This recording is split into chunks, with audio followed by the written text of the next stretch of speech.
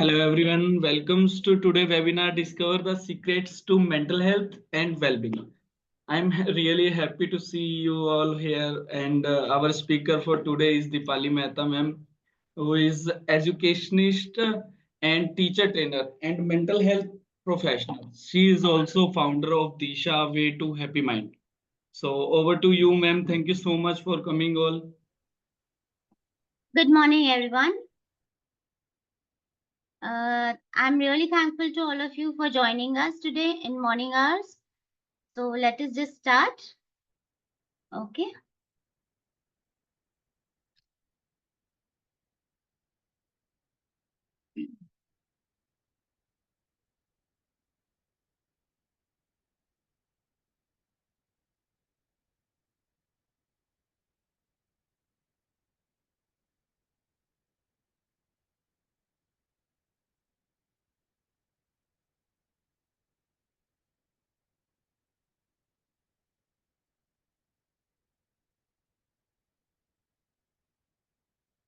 Can you all see the screen?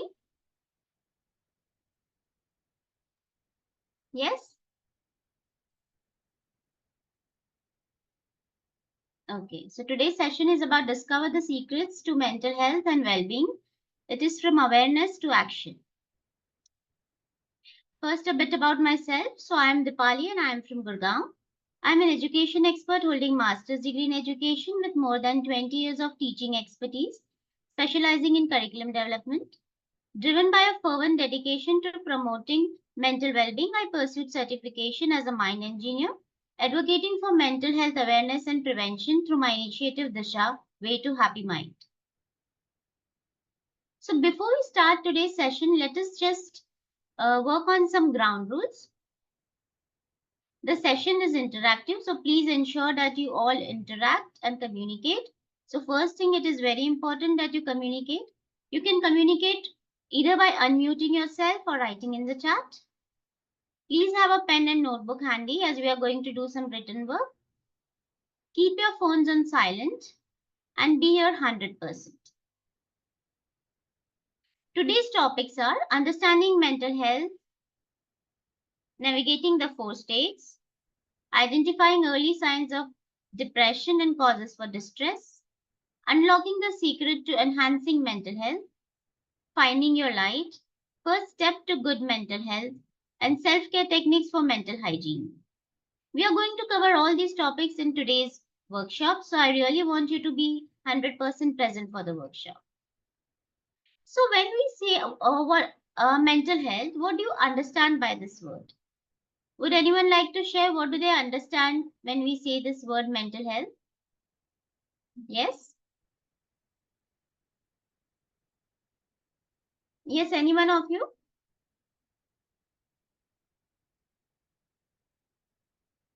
Yes, Gaurav, what do you understand when we say understanding mental health? Yes ma'am कि हमारे I mean जो mentally हम disturb रहते हैं stress को लेके और इन सब को लेके कि भाई हम अंडरस्टैंड कर सके कि मेंटल हेल्थ एक्चुअल में है क्या.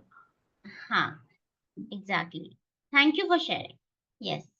So let us first understand what is mental health. You all are aware, WHO, World Health Organization.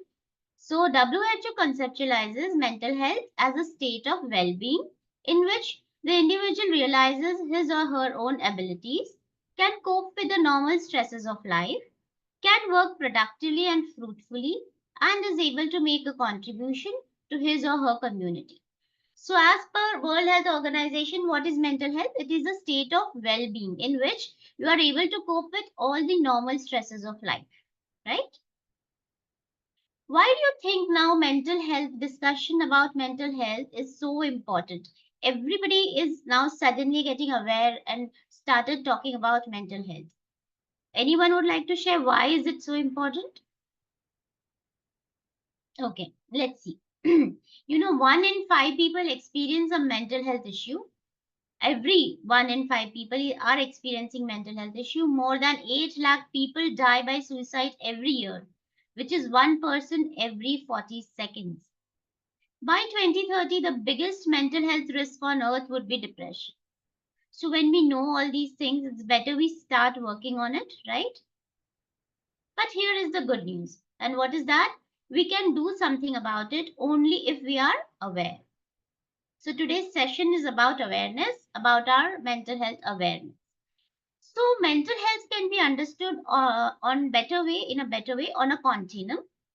So the continuum is from good mental health to poor mental health. So let us see first what does healthy mean. Healthy means normal functioning. Normal functioning of what? Would anyone like to say normal functioning of what? Let's see.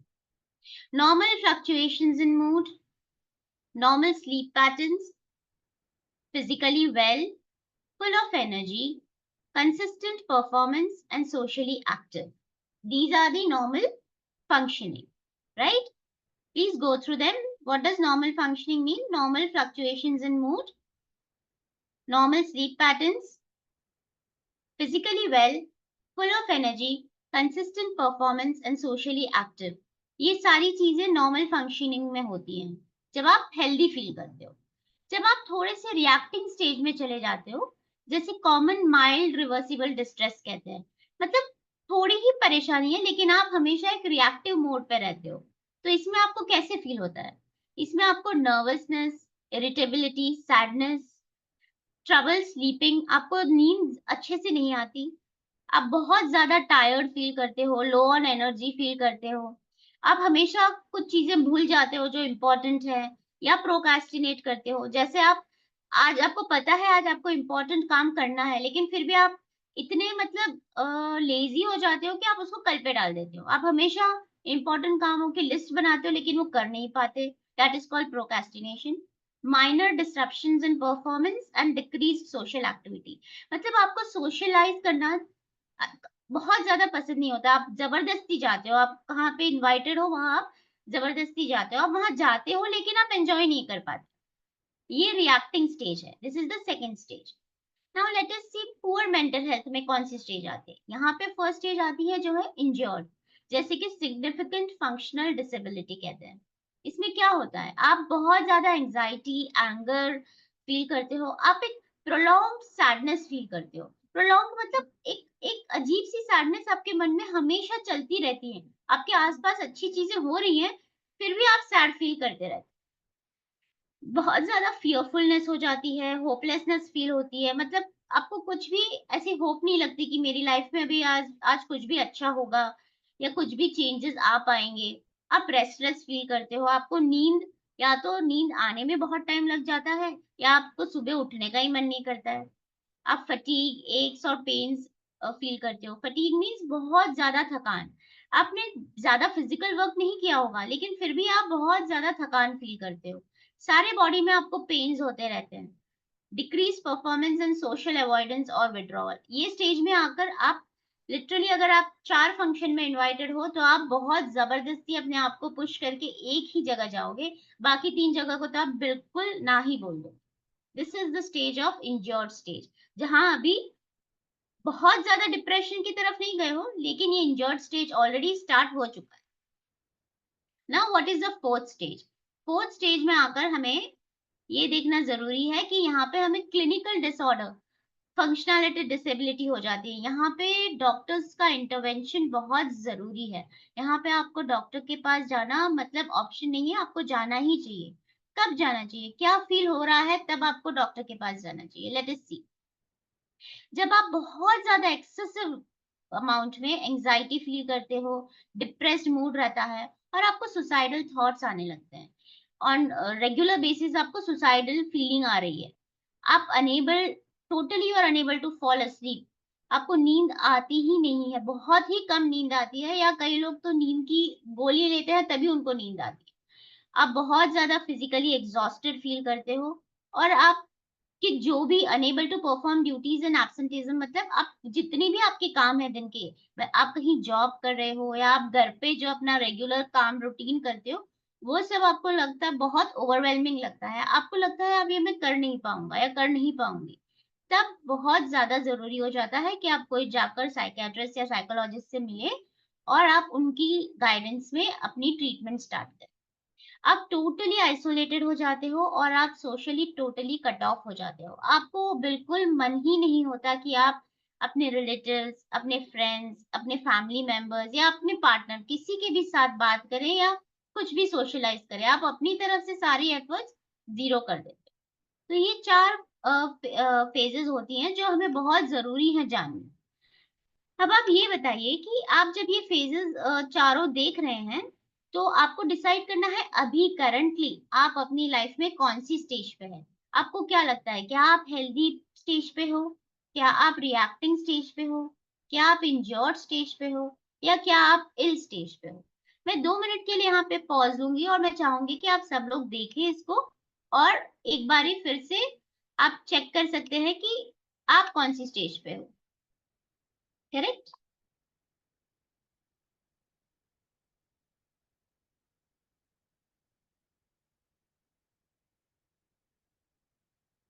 आप मुझे बता सकते हैं कि मैं next slide पे कब जाऊं, जब आप सबने देख लिया हो और डिसाइड भी कर लिया हो कि आप अभी ये चारों में से कौन सी स्टेज पे हो अकॉर्डिंग टू यू। और अगर कोई स्टेज में आपको लग रहा है समझ नहीं आ रहा है तो आप प्लीज पूछिए, मैं फिर से एक्सप्लेन करूंगी।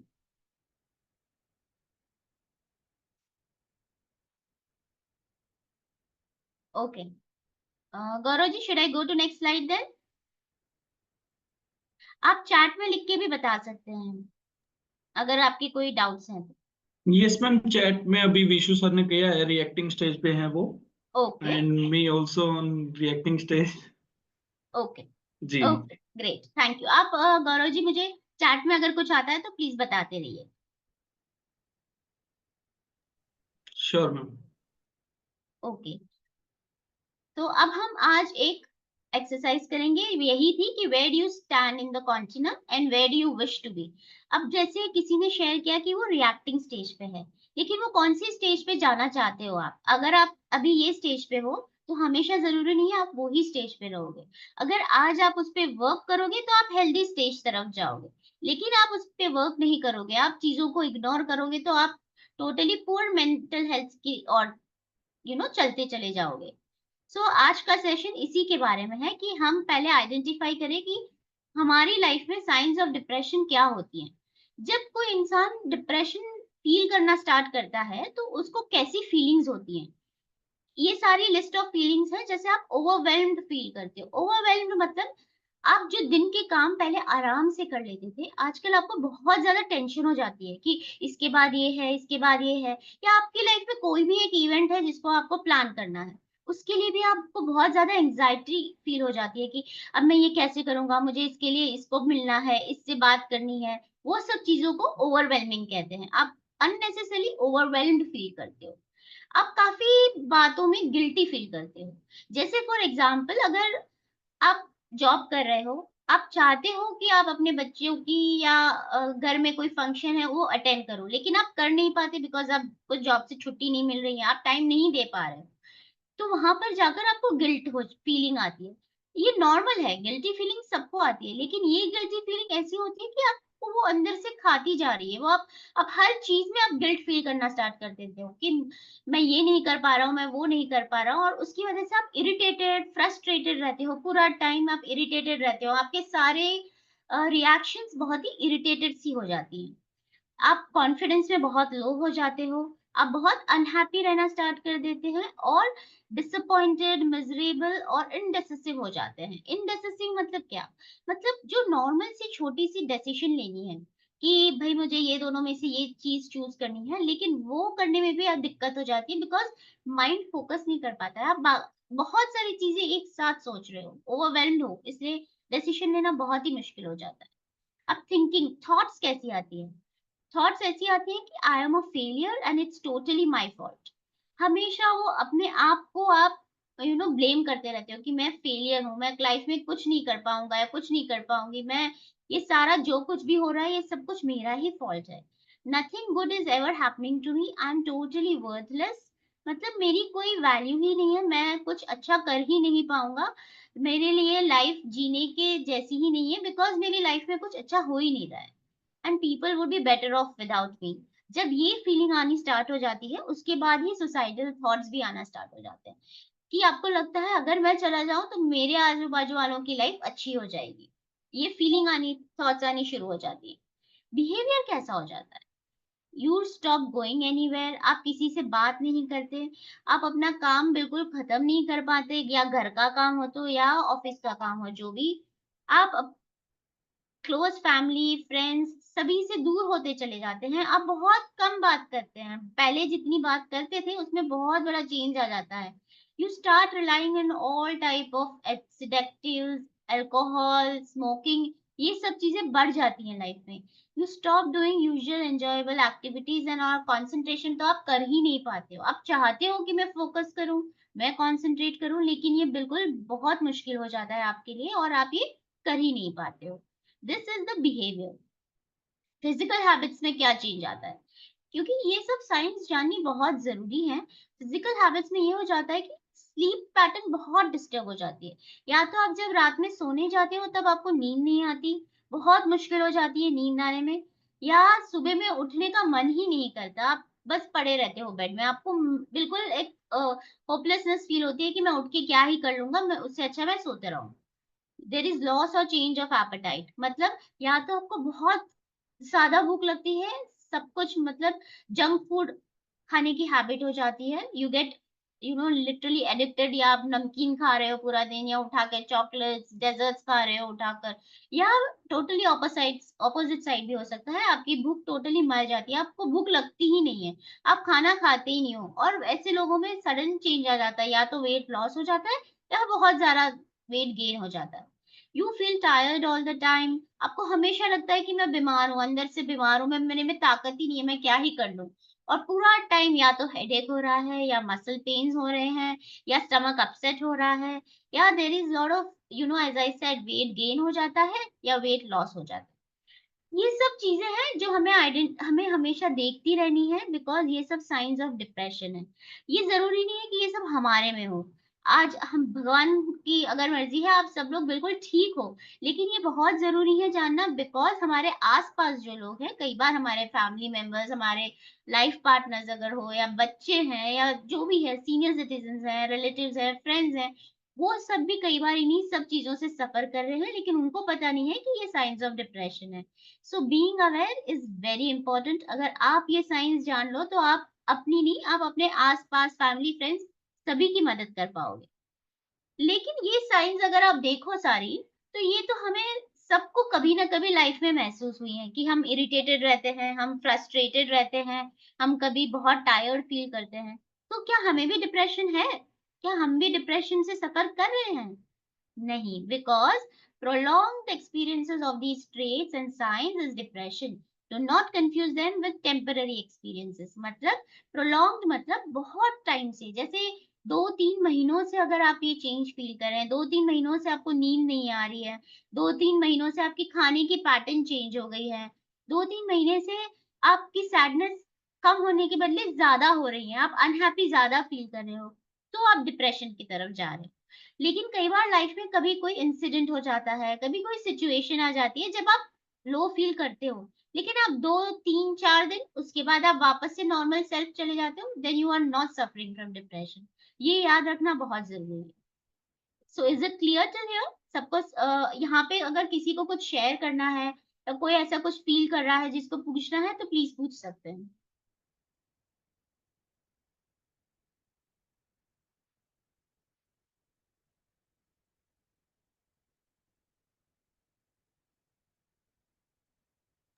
ओके, तो फिर मैं नेक्स्ट स्लाइड पे जाऊँ, is it clear? Yes, ma'am, clear. Okay, thank you. So let us see now why mental health issues. What are mental health issues? Internal factors होते हैं और एक्सटर्नल फैक्टर्स होते हैं। हमारी लाइफ में हमें मेंटल हेल्थ इश्यूज आने के 2 कारण हैं। एक है इंटरनल जो अंदर से हमारे कारण है और एक है बाहर, जो बाहर का वातावरण कुछ ऐसा हो जाता है जिसके हिसाब से हमें मेंटल हेल्थ इश्यूज आते हैं। तो क्या है वो चीजें? पहले हमें अंदर के कारण देखते हैं, इंटरनल फैक्टर्स। क्या है? हमारी पर्सनालिटी। सबकी पर्सनालिटी अलग-अलग होती है। कोई मन खोल के अपनी बात बता सकता है, कोई अपनी बातों को मन में ही रखता है, शेयर नहीं कर पाता जल्दी। कोई बहुत जल्दी अफेक्ट हो जाता है लोगों की बातों से, किसी को कोई फ़र्क ही नहीं पड़ता। तो ये एक पर्सनैलिटी ट्रेट है। अगर आपकी पर्सनैलिटी ऐसी है जहाँ आप बहुत सेंसिटिव हो या आपको जल्दी बुरा लग जाता है या आप सारी चीज़ें शेयर नहीं कर पाते, अंदर रखते हैं, तो आपको मेंटल हेल्थ इश्यूज़ आने की संभावना ज़्यादा हो जाती है।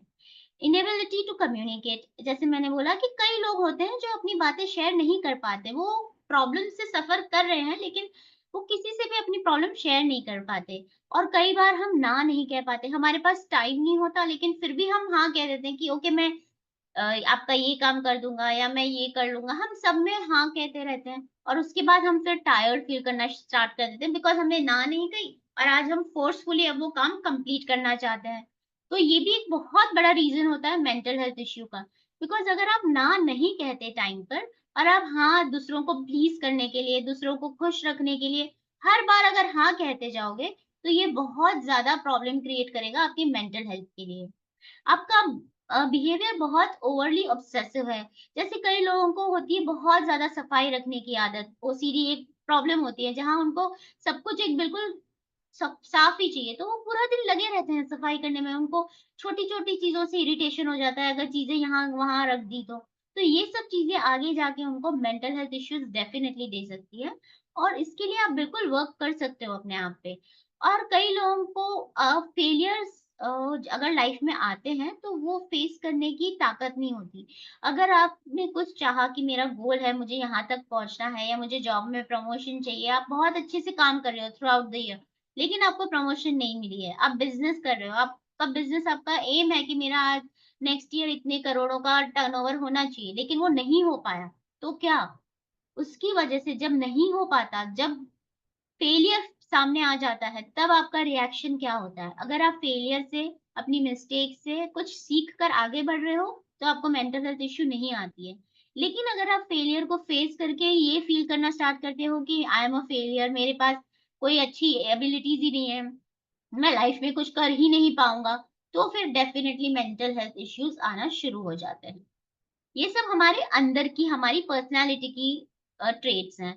अब बाहर की भी कई बार चीज़ें होती हैं जिसकी वज़ह से आप मेंटल हेल्थ इश्यूज़ हैं, डिप्रेशन है या कुछ भी आपको सफ़र कर सकते हो। सबसे पहली चीज़ है ट्रॉमा। अब ट्रॉमा कैसे होता है? ट्रॉमा कई अलग-अलग वज़ह से होता है।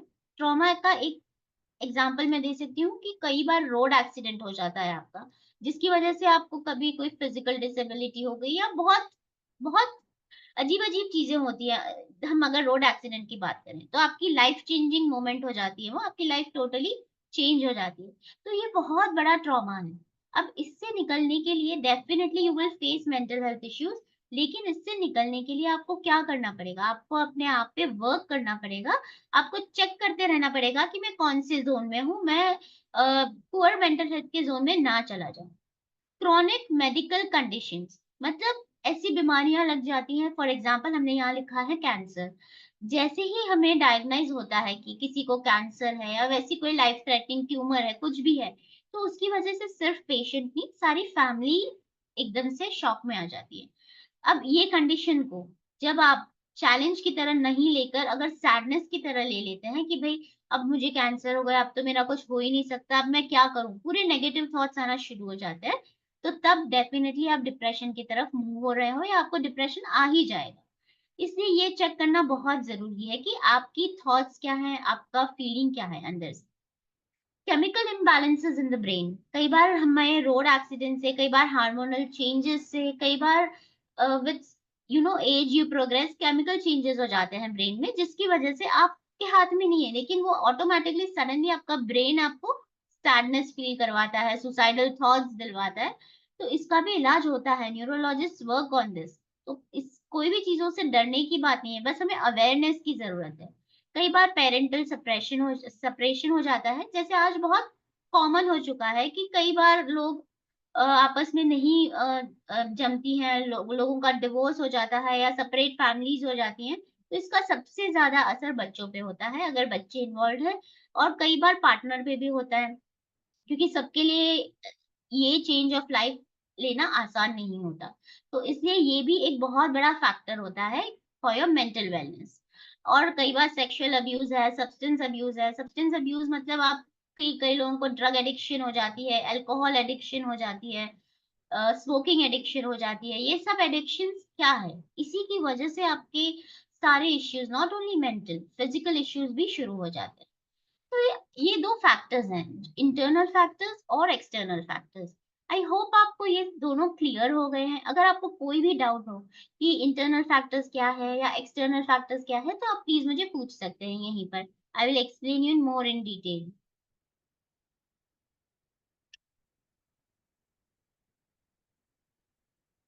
Is it clear to everyone?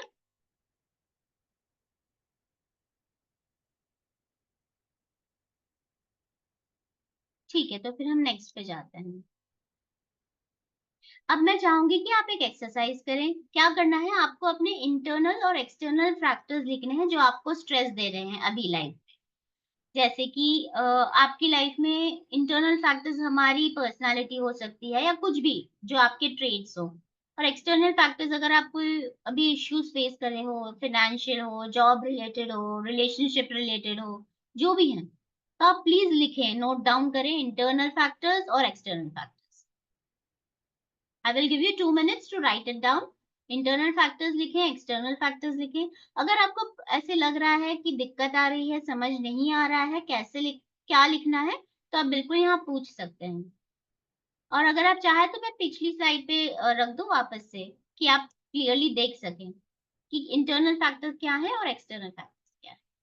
अब इस हिसाब से आप अपने फैक्टर्स लिखें, आपकी लाइफ में इंटरनल क्या है और एक्सटर्नल क्या है।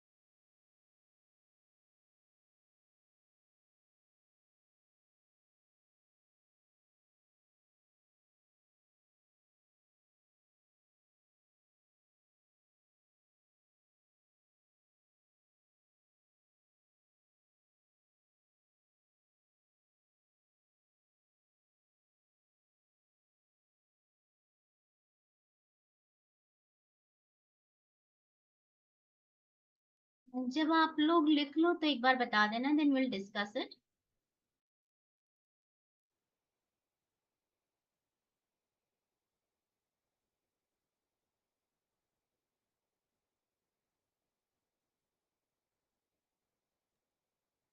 Vishu sir, write in chat board. Yes, ma'am. I do. Okay, तो जी. आप रीड कर सकते हैं गौरव जी हमारे लिए वहां से। Yes, ma'am. आप रीड कर सकते हैं चैट से हमारे लिए प्लीज, क्या लिखा है? मे बी उन्होंने भेजा नहीं है मुझे अभी। अच्छा, चेक अभी तक करेंगे। भेजा नहीं है। ओके। नहीं, बट ये लिखा है कि yes ma'am I do. Okay. या सो विशु सर, आप अनम्यूट भी कर सकते हैं माइक, अगर आपको अगर कोई डिस्कशन करनी हो मैम से तो। आप यहाँ पर पूछ भी सकते हैं सर, बिल्कुल।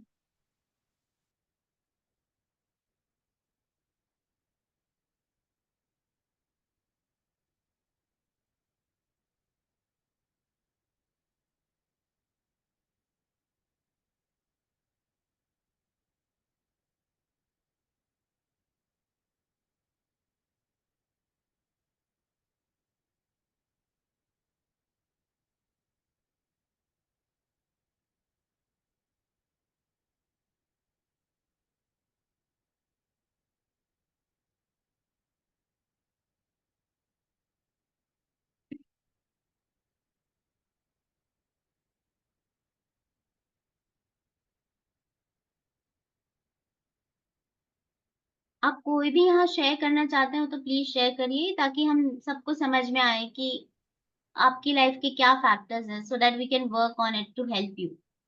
मैम अभी उन्होंने मैसेज भेजा है कि मैं शॉप पर हूँ, अनम्यूट नहीं कर पाऊंगा, बट मुझे क्लियर ओके। हो गया है मैम ने जो बताया। ओके। ओके। जी। गौरव जी, आप कुछ कहना चाहते हैं इंटरनल एक्सटर्नल फैक्टर्स के बारे में? आपकी लाइफ के कोई फैक्टर्स हैं ऐसे अभी? यस मैम, करंटली ऐसा है कि इंटरनल फैक्टर्स तो काफी हैं, जैसे रिस्पॉन्सिबिलिटीज और इन सब को लेके, वर्क स्ट्रेस को लेके। हम्म। इसमें काफी चीजें ऐसी हैं कि जो कि स्ट्रेसफुल रहती हैं। For hmm. एग्जाम्पल कि अब मैं जैसे वेबिनार्स कंडक्ट करता हूँ, टेक्निकल पार्ट संभालता हूँ, मार्केटिंग फेज है कि इन फ्यूचर अब हम वेबिनार्स करेंगे, उसमें हमारा कैसा रिकॉर्ड रहेगा, है ना, हम्म। पर्सन्स के साथ हम इंटरेक्ट कर रहे हैं तो उसमें कैसा रिस्पॉन्स रहेगा, फीडबैक्स क्या रहेंगी, उन सब को बिल्कुल। लेके ज्यादातर ये मेरे साथ रहता है। एंजाइटी होती है। हम्म। यस यस मैम, बिल्कुल। हम्म। और एक्सटर्नल फैक्टर्स हैं, अभी कुछ आप प्रॉब्लम्स फेस कर रहे हैं? कोई भी रिलेटेड टू फाइनेंस और रिलेटेड टू एनी रिलेशनशिप और anything? No no, relationships is not that, not yet, but okay. Currently ऐसा है कि माइग्रेन जरूर है मुझे, ओके। बट वो कंट्रोल है मैम, क्यों मैं उस बारे में आई मीन एक्स्ट्रा नहीं सोचता। Okay, nice. तो आप जी। ऑलरेडी वर्क कर रहे हो उसके लिए, वेरी गुड। यस यस, बिल्कुल नाइस। मैम। ओके। या हितेश जी, आप कुछ शेयर करना चाहेंगे? आपकी लाइफ के क्या फैक्टर्स हैं? आप अभी कुछ सफर कर रहे हैं या आप कुछ पूछना चाहते हो?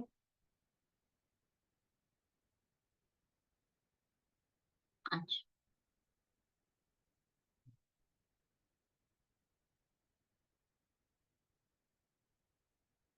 अब आपने जो स्ट्रेसेस बताए, हमें हमेशा उसमें ये सोचना है कि हम कुछ चीजें हैं जो चेंज कर सकते हैं हमारी लाइफ में, लेकिन कुछ चीजें हैं जो चेंज नहीं हो पाती कभी भी, तो हमें उसे एक्सेप्ट कर लेना चाहिए। अब जैसे ही कोई ऐसे सर्कमस्टांसेस है जिसको एक्सेप्ट कर लेते हो, तो आप आधा ऑलरेडी सोल्यूशन आपको मिल जाता है वहीं पे।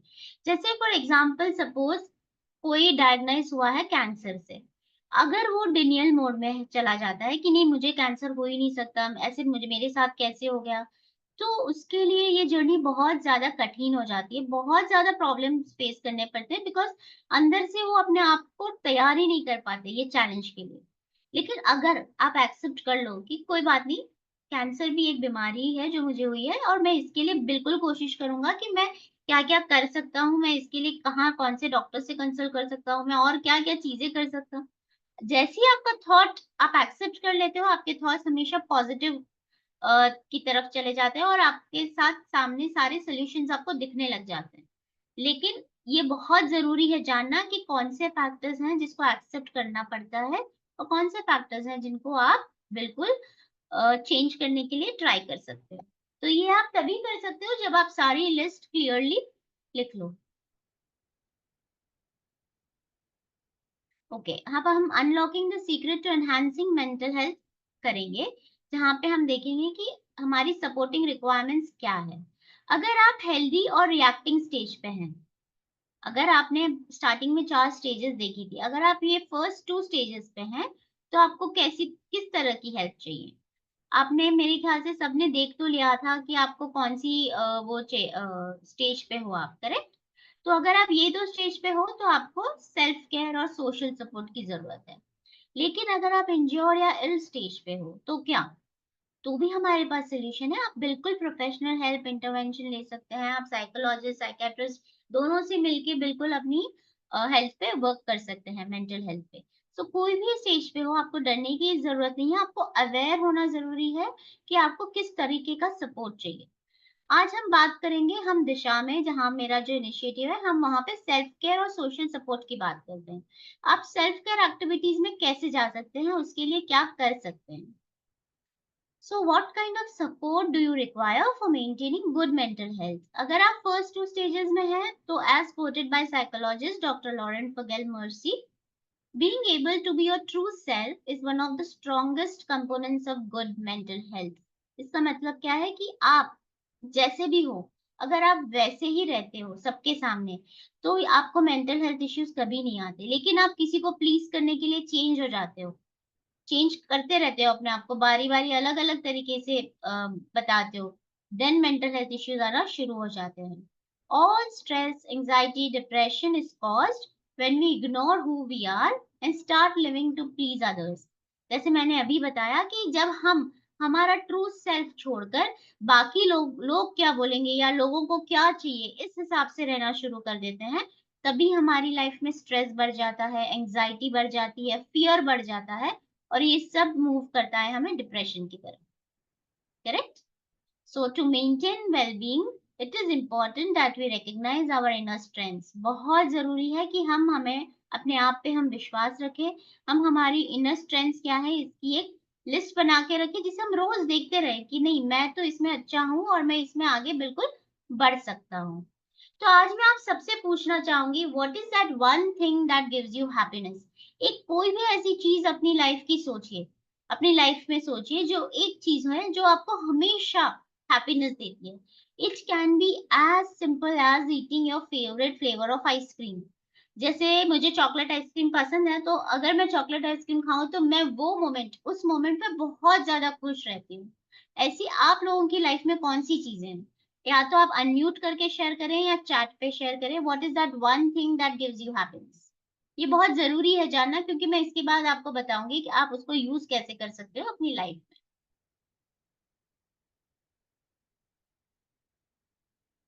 So please start sharing, what is that one thing that gives you happiness?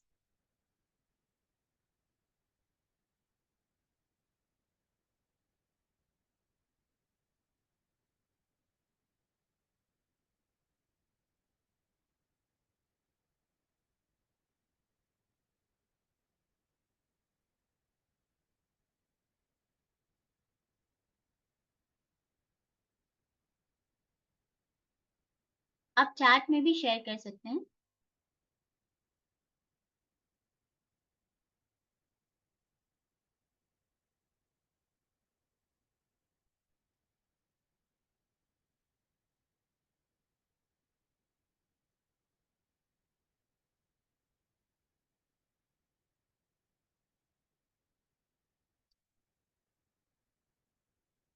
Yes, Hitesh जी, गौरव जी, विशु जी, कोई भी शेयर करना चाहता है क्या? चीज है वैसी जो आपकी लाइफ में हैप्पीनेस देती है आपको?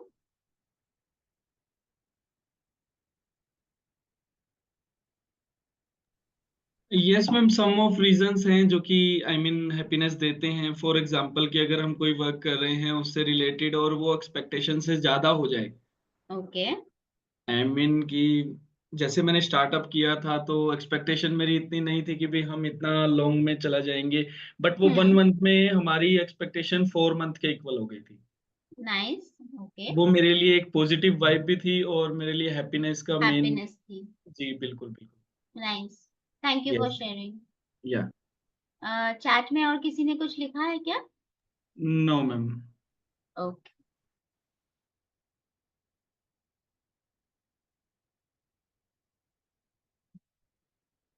अगर आप ये एक चीज ऐसी रखिए, हैप्पीनेस जो आपको देती है, तो आप उससे क्या कर सकते हो पता है? आप जब लाइफ में जब भी लो फील करते हो, तो आपके हाथ में ही है अपने आप को हैप्पी करने की बात। आप जाओ और वो चीज करो जो आपको हैप्पीनेस देती है। It can be anything, it can be just going and sitting in front of sea, it can be as I said एक आइसक्रीम खा लो या एक अच्छी बुक पढ़ लो, जिसका जो इंटरेस्ट है, या किसी कोई आपका फेवरेट पर्सन है उनसे बात कर लो। ये सब चीजें आपको याद रखनी बहुत जरूरी है। एक लिस्ट बनाइए आपको कौन सी चीजें हैप्पीनेस देती है। और जिस भी दिन आप लो फील कर रहे हो, कुछ मूड खराब हो गया, कोई चीज आपको फेलियर फेस करना पड़ा, अगर आप वो लिस्ट को देख के उसमें से दो भी चीज कर लोगे ना, उस दिन आप अपने आप खुद ही अपना मूड ठीक कर लोगे। आपको किसी और की जरूरत ही नहीं है लाइफ में हैप्पी रहने के लिए। Correct? That is why I said it is very important to understand what makes you happy. Now first step to good mental health is to make a commitment. मैं चाहती हूँ आप सब लोग अनम्यूट करें अपने आप को और यहाँ मेरे साथ बोले, I commit to make my mental health my priority. I request you all to unmute yourself and read. Let us read, all of us read this together and commit to ourselves. So please unmute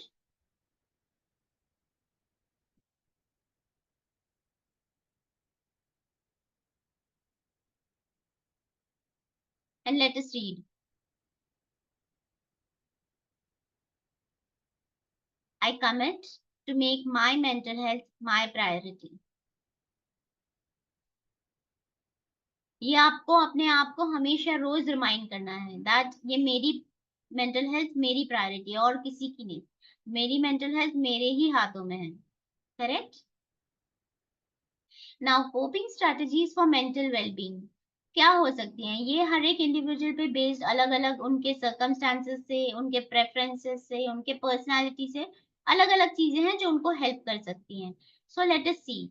जहां हमने 4 stages देखे थे, अगर आप healthy stage में हो अभी, तो जरूरी नहीं हो आप हमेशा हेल्दी स्टेज में ही रहोगे। लेकिन हेल्दी स्टेज में ही अगर रहना चाहते हो तो क्या करना चाहिए? You should connect with others. हमेशा एक रिलेशनशिप बना के रखें, आपके फ्रेंड्स हैं, फैमिली है, जो भी है, कलीग्स हैं, उनके साथ। Move your body in ways that you enjoy. कुछ भी एक फिजिकल एक्टिविटी करें, वॉकिंग करें, डांस करें, एक्सरसाइज करें, जो भी आपको अच्छा लग रहा हो। आपका पर्सनल चॉइस है, कुछ भी एक चीज हमेशा रेगुलरली करते रहें। Maintain a healthy lifestyle. Nutritious food खाना खाइए, बिल्कुल टाइम पे सोइए, अच्छा कोई हैबिट्स ना रखें स्मोकिंग की, अल्कोहल की या ड्रग्स की, then definitely this is going to help you. Create and maintain other routines that help you feel good. मतलब आप अपना लाइफ एक रूटीन के हिसाब से चलाइए। ऐसे नहीं कि सुबह उठे, आज मन नहीं है, प्रोक्रेस्टिनेट कर दिया, मैं आज का काम कल कर दूंगा। अगर जहां ये आदत एक दिन से स्टार्ट होती है, वो आदत को 4 दिन में बदलने में बिल्कुल टाइम नहीं लगता। तो अपनी लाइफ को बिल्कुल एक रूटीन से चलाएं, जो भी आप करना चाह रहे हो, या जहाँ पे भी वर्क लाइफ में हो, घर पे हो, या आप रूटीन में मतलब ये भी आता है कि आप अपने फाइनेंसेस मैनेज कर रहे हो, तो उसको भी एक रूटीन से चलाइए कि ऐसे नहीं आज मेरी फर्स्ट को पे चेक आ गई है और फिफ्थ तक मैंने सारा खर्चा कर दिया है, तो फिर आप पूरा मंथ स्ट्रेस में ही रहोगे। सब चीजें रूटीन और प्लानिंग से चलनी चाहिए, तो आपकी मेंटल हेल्थ डेफिनेटली ठीक रहती है। अगर आप रिएक्टिंग स्टेज में हो, जैसे यहाँ पे किसी ने कहा था कि मैं अभी रिएक्टिंग स्टेज पे हूँ, तो कोई बात नहीं, ये रिवर्सिबल होता है। रिवर्सिबल मतलब इस पे आप काम करोगे तो आप बिल्कुल हेल्दी स्टेज पे चले जाओगे। लेकिन इस पे काम करने के लिए क्या करना पड़ेगा? इसके लिए आप पॉजिटिव सपोर्ट फाइंड आउट करिए। आप अपने आसपास ऐसे लोगों को रखिए जो खुद पॉजिटिव हैं लाइफ में, और हमेशा नेगेटिव बात नहीं करते हैं आपके साथ, या दूसरे लोगों की क्रिबिंग नहीं करते। जो लोग पॉजिटिव हैं वो दूसरों को भी पॉजिटिविटी ही देते हैं, दूसरों को भी प्रोत्साहित करते हैं लाइफ में। Seek out enjoyable activities. आप अपनी लिस्ट बनाइए, जैसे मैंने कहा आप कौन सी चीजें हैप्पी करती हैं, वैसे आपको कौन सी एक्टिविटीज हैं जो अच्छी लगती हैं। कभी मूवी देखना अच्छा लगता है, कभी फ्रेंड्स के साथ बाहर जाना अच्छा लगता है, कोई अच्छी जगह जाकर खाना अच्छा लगता हो, किसी को ऑर्फनेज विजिट करना अच्छा लगता हो, जो भी अच्छा लगता हो, वो एक्टिविटी अपने रूटीन में पक्का डालिए। मंथ में एक बार है या जैसी भी आपके पास टाइम है, अफोर्डेबिलिटी है, उस हिसाब से ये रूटीन में बिल्कुल डालनी है आपके एक्टिविटी को। Get adequate rest, food and exercise. मतलब हमेशा ट्राई करिए एटलीस्ट 7 आवर्स ऑफ स्लीप, बहुत ज्यादा जरूरी है। साउंड स्लीप, ऐसे नहीं कि डिस्टर्ब स्लीप, आप बेड पे चले गए 2 घंटे तक मोबाइल या कुछ देख रहे हैं, उसके बाद सोने गए, नो। साउंड स्लीप मतलब when you go to sleep उसके 15 मिनट पहले no screen, no thoughts, nothing, calm down, meditate कर लो 10 मिनट्स, या जो भी, if you worship someone, you want to recite some mantras, do that and then go to sleep. और हमेशा सही न्यूट्रिशियस फूड खाइए और एक्सरसाइज जो भी आप कर सकते हो वो करते रहिए। Identify and minimise stressors. आपको अपनी लाइफ में इंटरनल और एक्सटर्नल फैक्टर्स आपने देखे, आपको पता है आपकी लाइफ में क्या स्ट्रेस है करवाता है। जैसे कई लोगों को स्ट्रेस हो जाती है लास्ट मिनट पे अगर काम आता है, तो अगर आपको पता है कि मुझे लास्ट मिनट के काम से स्ट्रेस हो जाता है, तो आप पहले से अपने आप को ऐसे प्लान करें कि आपको लास्ट मिनट तक वेट ना करना पड़े। वैसे ही आप जितनी भी आपकी लाइफ के स्ट्रेस फैक्टर्स है उस पे थिंक करें कि मैं इसको चेंज कैसे कर सकता हूँ, और उस पे वर्क करना स्टार्ट कर दो। You will definitely reach the healthy stage. और ये दोनों सेल्फ केयर और सोशल सपोर्ट हम दिशा के प्रोग्राम से भी काफी करते हैं। आपको काफी सेल्फ केयर एक्टिविटीज बताते हैं जहां आपका सेल्फ कॉन्फिडेंस बढ़ जाता है, हैप्पीनेस बढ़ जाती है। अगर आप इंजर्ड स्टेज में हैं, तो डेफिनेटली आपको एक प्रोफेशनल हेल्प की ज़रूरत है। इसमें आप क्या करोगे? आपको पहले तो डिस्ट्रेस अपने क्या है, क्या साइन्स हैं वो फाइंड आउट करनी है कि ऐसे क्यों फ़ील हो रहा है? मेरी लाइफ़ में ऐसा कौन-सा फैक्टर है जिसकी वज़ह से मुझे ऐसे फ़ील हो रहा है?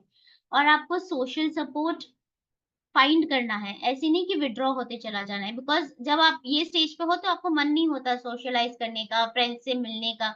लेकिन आपको अपने आप को ज़बरदस्ती बोलना है कि नहीं, मुझे कट ऑफ नहीं करना है, मुझे किसी न किसी से, भले ही वो एक पर्सन हो आपकी लाइफ़ में, लेकिन मुझे अपनी बात बिल्कुल शेयर करनी है। You have to take care of your body, you have to have healthy coping strategies. आप कैसे केयर कर सकते हो अपनी बॉडी की? जैसे हमने देखा था कि इंज्योर स्टेज में आके पर्सन के फूड हैबिट्स चेंज हो जाते हैं। तो जहाँ आपको लगे कि आप स्ट्रेस में आ रहे हो, आपकी फूड हैबिट्स चेंज हो रही हैं, या फिर आप ज़्यादा खाना खा रहे हो या खाना कम खा रहे हो, आप immediately start working on it. Consult some doctor, पूछो कि मैं क्या करूँ इसके लिए? और हेल्दी कोपिंग स्ट्रैटेजीज़ बनाओ। मतलब आपकी लाइफ में स्ट्रेस तो है, इसीलिए आप ये स्टेज पे हो। तो अब आपको उससे कोप करना पड़ेगा, और जो चैलेंज है आपकी लाइफ में उसको फेस करना है।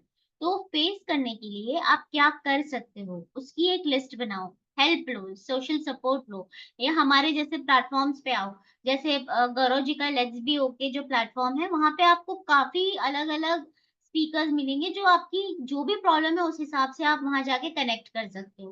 This is really very helpful and very, very important कि आप कहीं पे भी प्रोफेशनल इंटरवेंशन लो यहाँ पर, ताकि आपकी लाइफ इंजोर्ड से इल स्टेज में ना चली जाए, आपकी लाइफ इंजोर्ड से रिएक्टिंग और फिर हेल्दी स्टेज में आ जाए।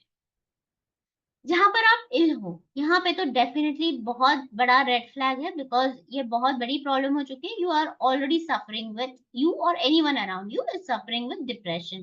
तो यहाँ पे आप प्रोफेशनल हेल्प लोगे, और आप आपकी लाइफ में जो एक ऐसा पर्सन है जिसको आप बिल्कुल ट्रस्ट करते हो, आप उनसे सारी बातें शेयर करो। लेकिन उन पर्सन को आपको उस पे और उसको आप पे विश्वास होना चाहिए, तभी आपको शेयर करनी चाहिए सारी बातें। बिकॉज़ इस टाइम पे बहुत ज़्यादा लो थॉट्स आते हैं, और लो थॉट्स को अपने आप में रखना आपके लिए हेल्थ के लिए अच्छा नहीं है। इसलिए उसको किसी के साथ शेयर करना बहुत ज़रूरी है। अगर आपकी लाइफ में ऐसा है कि कोई नहीं है जिससे आप शेयर कर सकते हो, ऐसी आपकी सिचुएशन है कि आपको नहीं समझ में आ रहा है कि मैं अपने सारे लो थॉट्स किससे शेयर करूँ।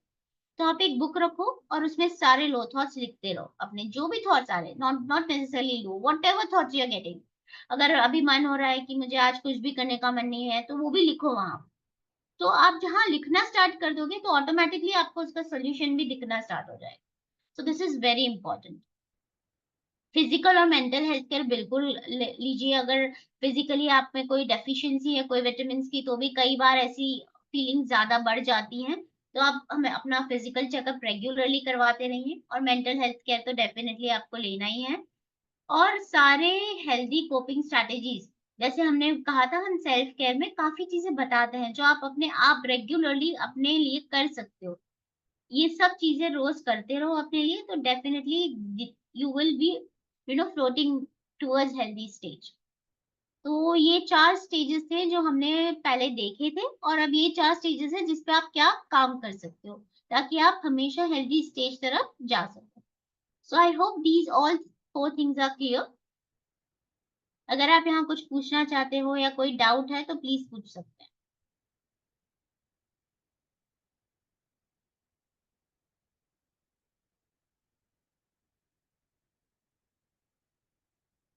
Okay, should I move ahead then?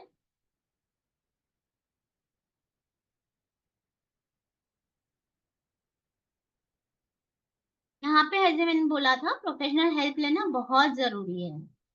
ये आप अगर प्रोफेशनल हेल्प नहीं ले सकते हैं तो आपके लिए ये मतलब एक बहुत ज्यादा प्रॉब्लम हो जाएगा, बिकॉज अगर आप प्रोफेशनल हेल्प नहीं लेते हो तो आप वो स्टेज पे ही रह जाओगे, you will be very clueless कि मैं यहाँ से क्या करूँ टुवर्ड्स हेल्दी स्टेज जाने के लिए। सो आई होप आप आज का जो सेशन था कि डिप्रेशन की अर्ली साइंस क्या है, आप कौन सी स्टेज ऑफ मेंटल हेल्थ पे हो और आप क्या क्या स्टेप्स ले सकते हो to move towards healthy stage, ये सारी चीजें क्लियर थी आज के सेशन से। I hope so. Now we are open for any question and answers that you have.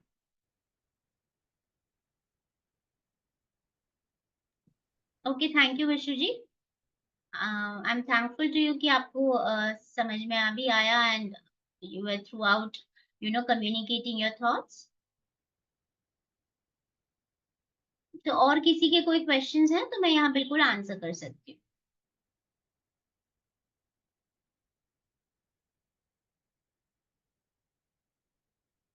Okay, thank you Vishu जी।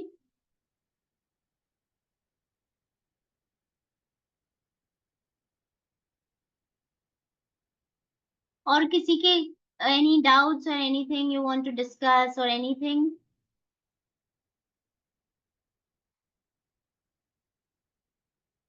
हाँ जी हितेश जी, आप भी बता सकते हो आपको सेशन कैसा ही लगा, या अभी कोई आपके मन में कोई क्वेश्चन है तो आप पूछ सकते हैं।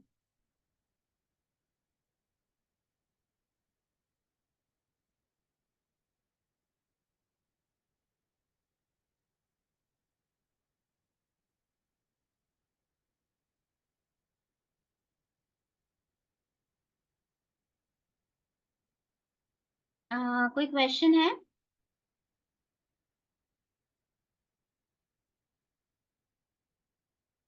आप म्यूटेड हैं हितेश जी, अगर आप कुछ बोल रहे हैं तो प्लीज अनम्यूट करें।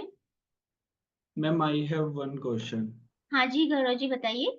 यस मैम, जैसे अब फॉर एग्जांपल कि अभी जैसे मेरे नेक्स्ट हमारे जो होंगे अब वेबिनार्स के रिगार्डिंग, तो मेरे को ना आई मीन 1 वीक पहले ही वो चीज ना आई मीन माइंड में 1 वीक तक ऐसे रहता है कि हम्म टेंशन से आई मीन स्ट्रेस रहता है कि भाई हम इस चीज को कैसे होगा आई मीन माइंड ना ओवर थिंक करता है फिर हम्म सभी चीजों को लेके कि भाई हमने टेक्निकल पार्ट में कहीं प्रॉब्लम ना आ जाए, है ना, कि भाई हम्म हमारी जो टीम है अच्छे से वर्क कर रही है नहीं कर रही, इन सब हम्म को लेके, और कुछ रिस्पॉन्सिबिलिटी अपने करियर को लेके भी, हम्म।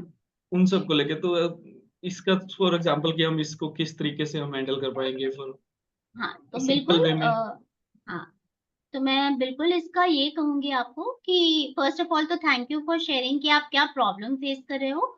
तो ये बिल्कुल नॉर्मल बात है कि आपको एंजाइटी हो जाती है। जैसे आज भी मैं तो इतने सारे वेबिनार देती हूँ, लेकिन हमेशा वेबिनार के पहले 10 मिनट्स पहले मुझे भी थोड़ा सा हो जाता है कि यू you नो know, अब वेबिनार स्टार्ट होने वाला है, थोड़ी सी एंजाइटी सबको आती है। लेकिन इसके लिए आप क्या कर सकते हो, जैसे आपने बोला गौरव जी कि 1 वीक तक आपको ऐसे लगने लगता है, करेक्ट, जी कि मैम। एंजाइटी होती है कि ये ठीक हो जाए वो ठीक हो जाए। तो आप 1 वीक पहले से आपका पूरा एक टू डू लिस्ट बना लीजिए। आप पूरा जी एक लिस्ट बनाइए कि आपको टेक्निकल इसमें हेल्प क्या चाहिए, आपको किन से कोऑर्डिनेट करना है, आपको इसके लिए जो जो भी तैयारी करनी है पूरा हर एक स्टेप लिख लीजिए। उसके बाद आप उस पे एक रेड मार्कर से टिक मारते जाइए, जैसे जैसे आपका वो काम हो गया। जैसे आपने टेक्निकल टीम से बात कर ली, डन, टिक इट ऑफ। जो वेबिनार ले रहा है उनसे बात कर ली, हो गया, टिक इट ऑफ। वैसे आप पूरा एक लिस्ट बनाइए और उसको टिक करते जाइए। अब आपको एंजाइटी तो होगी ही। अब जब भी एंजाइटी हो रही है तो आप वो लिस्ट को देखिए और जी इतने सारे टिक्स दिखेंगे तो आपका ऑटोमेटिकली ब्रेन विजुअली ना ब्रेन को लगता है अच्छा डरने की बात नहीं है, ये सारी चीजें कर ली है, सारी टिक है। तो जी मैम। ऑटोमेटिकली आपको ना वो टिक्स देख के ब्रेन को एंजाइटी कम होने लगती है। एक ये या बहुत अच्छा तरीका है, हमेशा लिख कर टिक मार के रखो। और हाँ, दूसरा, प्रायोरिटी पे जो हमारे काम है उनको हम फर्स्ट पे रख के फिर बाकी हम लाइन वाइज उसको चेकलिस्ट के बेस हाँ, पे। Yes yes. या और एक चीज आप ये कर सकते हो, डीप ब्रीदिंग। आपको जब भी ऐसी एंजाइटी फीलिंग आ जाए, जो भी काम कर रहे हो उसको छोड़ दो, 10 मिनट्स के लिए सिर्फ अपनी ब्रीदिंग पे कंसंट्रेट करो। जस्ट कुछ नहीं करना है, just breathe in breathe out और सिर्फ उस पे कंसंट्रेट करो। This will help you a lot. ये बहुत अच्छा वर्क करता है एंजाइटी। जी जी जी, These या two thank you so techniques you can definitely follow and it is going to work wonders with you अगर आप रेगुलरली ये फॉलो करते हो अपने हर एक काम के लिए। जी जी, thank you so much ma'am की होप सो कि हम इसमें और भी ज्यादा वैल्यूएबल इंसाइटफुल लेके आएंगे पर्सन्स के लिए भी, और मेरे लिए भी बहुत हेल्पफुल रहेगा ये सब बिल्कुल कि बिल्कुल। हम जी जी ऐसे जी। बिल्कुल और सिंपल टिप्स ही देते हैं जिससे जी everybody can follow in their life. इसमें कुछ ज्यादा टाइम भी नहीं देना है आपको, कुछ एक्स्ट्रा टाइम देना जरूरी नहीं है। बस आपका रूटीन में ये सब डाल दो and you will work wonders with your mental health. Yes ma'am, yes ma'am, thank you so much ma'am. अगर डाउट होगा तो वो पर्सनल कंसल्टेंट मैम के साथ ले सकते हैं। बिल्कुल। यस बिल्कुल। यस बिल्कुल जी। दे और कैन। लेट्स बी ओके की वेबसाइट पे जाके मैम की प्रोफाइल भी है, वहां पर भी आप सी कर सकते हैं कि भी मैम की आई मीन पूरी बायोग्राफीज हैं, और उसके साथ में उनके सोशल मीडिया लिंक्स भी हैं जिसपे मैम आई मीन टिप्स देते रहते होंगे। तो आप उन पे जाके कनेक्ट कर सकते हैं मैम के साथ। अगर इंडिविजुअली हमारे साथ ऐसा है कि 21 डेज का मैम का एक सेशन है जो कि रन कर रहे हैं मैम, तो हाँ आप जी। उसमें भी पार्टिसिपेट कर सकते हैं। उसके अल्टरनेट में हमारे जैसे 1 week 2 weeks 1 month 2 month programmes run करेंगे अब मैम के साथ हम। तो आप चैनल के थ्रू भी और वेबसाइट के थ्रू भी कनेक्टेड रह सकते हैं। अल्टरनेट में मैम को मैं थैंक यू सो मच ही कहना चाहूंगा कि इतना I mean most insightful welcome. Session दिया मैम ने अभी हमारे लिए। तो मेरे लिए बहुत हेल्पफुल रहा ये, और बाकी पर्सन्स के लिए भी ये हेल्पफुल जरूर रहा होगा आई नो मैम, कि वैल्यूएबल थैंक यू। फीडबैक जरूर आपको मिलेगी इस चीज में। और thank you so much thank really. You. Yeah okay okay, most welcome. I am really thankful आप सब लोग आए आज मॉर्निंग के टाइम में एंड आई होप आप आज कुछ अपने लिए ऐसा सीख कर जाओ which will really help you in maintain your healthy mental life. जी राइट। मैम। और ओके। जैसे विशु सर ने कहा था कि हम टाइमिंग पे थोड़ा सा शेड्यूल करेंगे, नेक्स्ट टाइम हम इसको सिक्स बिल्कुल। टू सेवन पे ही लेके जाएंगे हाँ जी इवनिंग टाइम बिल्कुल। में। जी। Yes yes. या बिल्कुल टाइमिंग पे आप सब लोगों से फीडबैक ले लीजिए, जो टाइम जैसे सूट हो रहा है बिल्कुल उसी टाइम से वर्क करेंगे। जी जी sure ma'am. Okay yeah thank you so then. Much ma'am. Okay. Okay, then we end the session. Okay, thank yeah you. Bye bye. Thank you, everyone. Okay.